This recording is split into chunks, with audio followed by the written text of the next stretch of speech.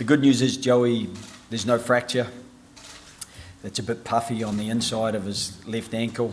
We're going to give that 24 to 48 hours just for the swelling to go down, and if we need to get a picture of it, we will.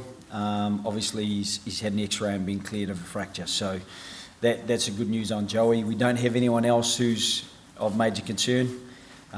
First game of the season. There's a few lung injuries, guys who couldn't get enough oxygen in. And one particularly that Rhys suffered when he got hit quite hard after giving a scoring pass that he didn't really get a good look at, but Joey Carberry certainly enjoyed the end of it. So we're hopefully relatively unscathed, but Joey obviously will take 24 to 48 hours to know for sure. I thought Jean acquitted himself really well. Our scrum was very good in the first half. I think we probably had 4 scrums and got penalties off them on the back of some really good power that we put through it. I thought around the pitch his work rate was excellent. A couple of really good impact tackles that certainly stopped Italian momentum when he got involved. He's a big man, Jean, at about pretty close to 6'7", 6'8". In height, but also about 120 kgs in size. So, as you said, he is your genuine stock standard tight head lock who gets through a lot of work in the tight. And I thought he defended well, as I said. So, it was good. It was a good starting point for him, I think. Joe, was Jack McGrath tactical at half time, and what you're thinking of the 5 props or situational losing? Yeah. I'm not sure about my thinking, but it was tactical, definitely. We were really happy with Jack's first half, to be honest. Again, he got off the line, made some good impact tackles. And Jack, for us, is very good around our attacking breakdown as well. But we wanted to shift Andrew Porter across and give him 20 minutes there because, the reality is in the World Cup, you're going to have at least one prop who can play either side.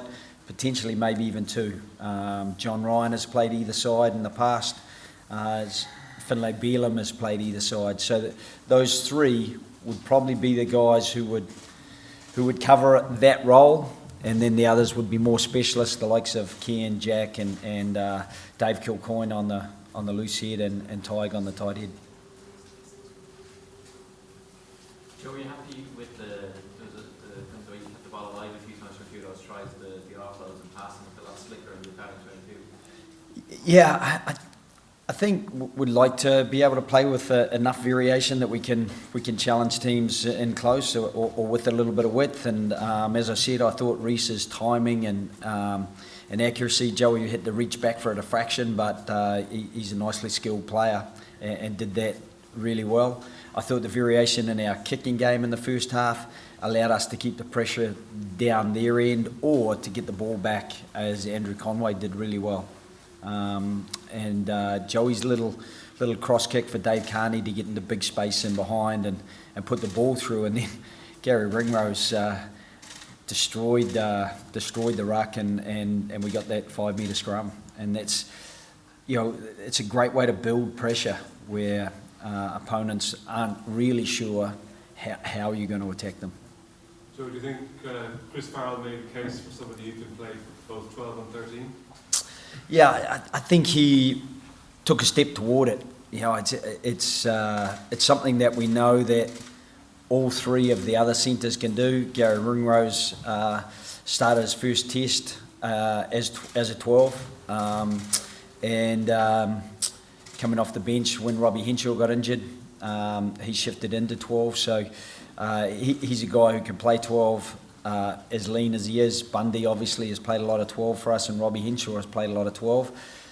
And at the same time, those 3 players can play at 13. So it's something that we want to make sure the 3 or 4 centres, depending on how we balance things up, with potentially one of those centres being able to play on the wing. I know it's a while since Gary's done it, but he played a lot of wing for Black Rock. So I think it's just trying to keep our options open a little bit at this stage so that we can get the best 31 away to to leave these shores on September 11, which is, a month away, almost exactly.